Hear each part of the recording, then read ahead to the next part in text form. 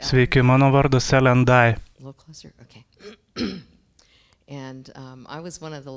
Aš buvau viena iš tų laimingųjų, kuri turėjo susidomėjimą įvairiais metafiziniais dalykais.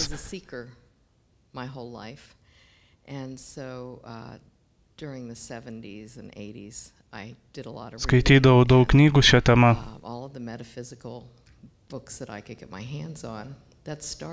Sakyčiau, tai prasidėjo man būnant 12 metų, kai ligoninėje mirė mano mama.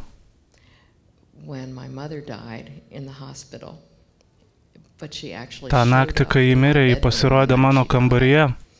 Nuėjau į svetainę ir visą tai papasakojau savo močiutei. Ji atsakė, oi nebrangutė, ji labai serga, bet yra gyva. Už kurio laiko iš ligoninės mums paskambino tėtis ir pasakė, kad mirė mama. Ir tuo momentu pagalvojau mintise, vyksta žymiai daugiau dalykų, negu mane moko sekmadieninėje mokykloje, ir aš sužinosiu, kas tai yra.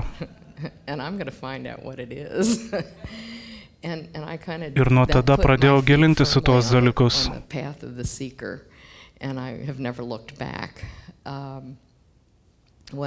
Kai mano draugė slapčia iš namų eidavo į pasimatymus, aš iš namų slapčia eidavau į seansus. Ir iš tikrųjų būčiau turėjusi daugiau problemų nei jos, jeigu tėtis būtų sužinojęs, ką darau.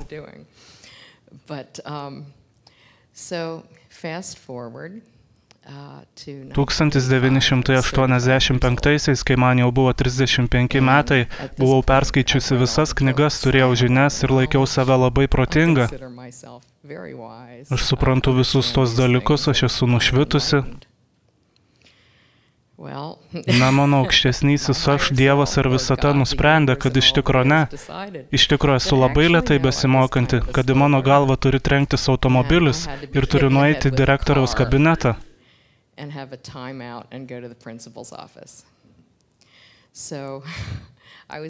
Aš papuoliau į avariją.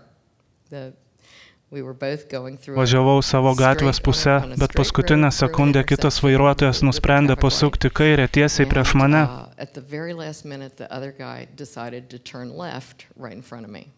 Visiškai neturėjau laiko sureaguoti. Ir kitas dalykas, kurį pajutau, buvo tai, kad iš viršaus žiūriu į savo automobilį, daugmaž iš 30 pėdų aukščio. Mano laimėje žinojau apie pomirtinės patirtis, tačiau pati niekada nebuvau jos patyrusi. Pagalvojau, nuostabu, man pavyko, aš už savo kūną. Pagalvojau, kažkur čia turėtų būti tunelis su šviesa. Ir kai tik apie tai pagalvojau, jis atsirado, galėjau girdėti tai ir jausti tai.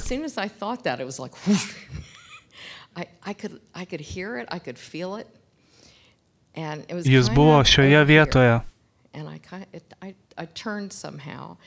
Jaučiausi lyg esu savo kūne, bet žinojau, kad mano kūnas automobilyje ir dingtelėjo mintis, kas yra aš,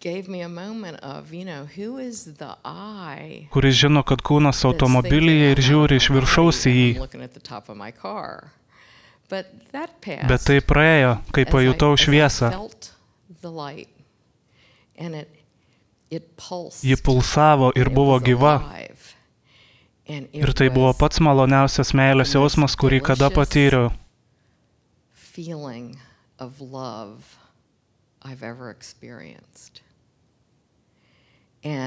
Ji turėjo tokią trauką, kad ji mane tiesiog įsitempė vidun.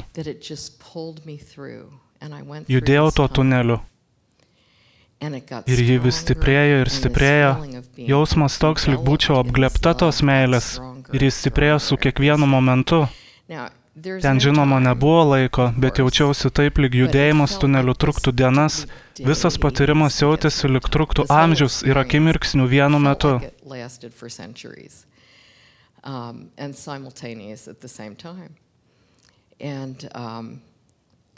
Kai nusigavau per tunelį, ten buvo visi mano giminaičiai, įskaitant ir mano mamą. Ir jie atrodė taip, lyg jai taip pat būtų 35. Jie visi atrodė sveiki, laimingi, energingi ir jie buvo laimingi galėdami susitikti mane, o aš buvau laiminga galėdama susitikti juos, senelius, tetas ir dedas. Bet nuostabi dalis, labai nuostabi dalis buvo ta, kad ten buvo ir mano biologiniai tėvai. Aš kūdikystėje buvau įvaikinta ir neturėjau nemenkiausios nuovokos, kas buvo mano biologiniai tėvai. Bet sužinojau vėliau, nuotraukose jie atrodė lygiai taip pat, kaip atrodė tunelio gale.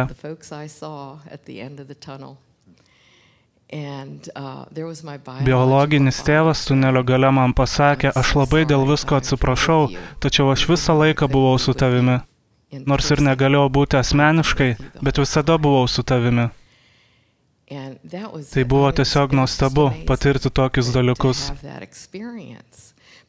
Bet tuo pačiu metu pagalvojau, tikrai labai malonu susitikti su visais šiais žmonėmis, bet nemanau, kad aš čia tam atėjau. Tada pajutau save judančią toliau ir pamąsčiau, visa ta šviesa man nesuprantama.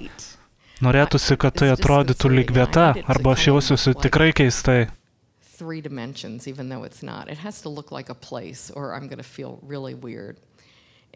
Ir lyg kas nors būtų paėmęs didelį teptuką ir tepęs su juo per drobę, staiga atsirado parką primenanti vieta.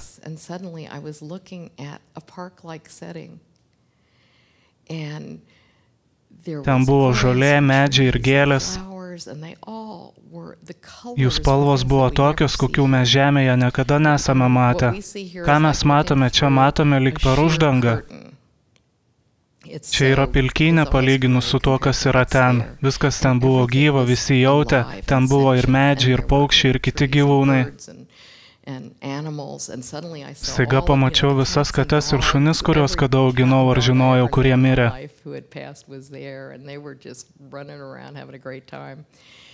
Ir judėjau toliau tuo taku. Priėjau prie kažko, kas man pasirodė lyg labai didelė pavėsinė.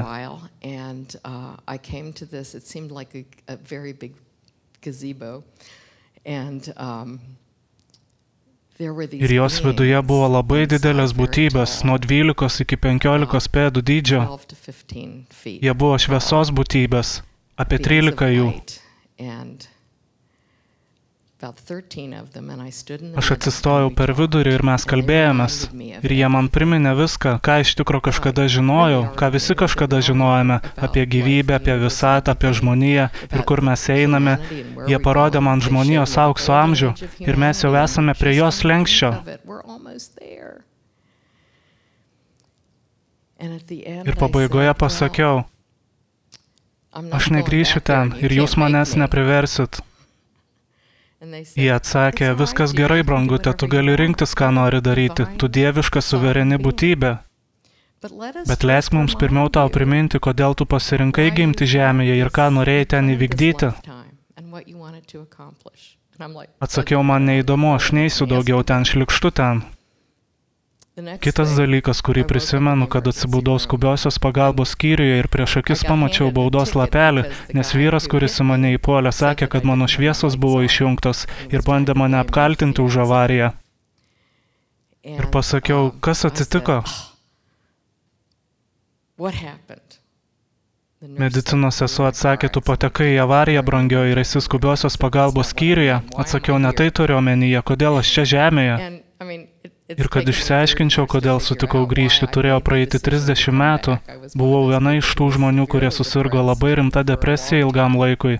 Ir melsdavausi kas naktį, kad mirčiau, ir labai nusivildavau, kai papusdavau kas rytą. Bet galų gale to nebedariau, nes tai neveikia.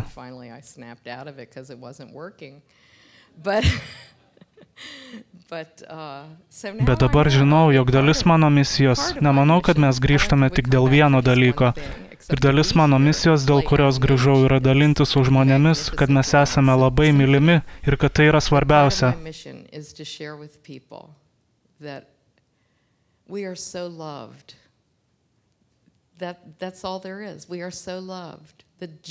Teisimas ir baudimas yra dalykai, kuriuos žmonės daro.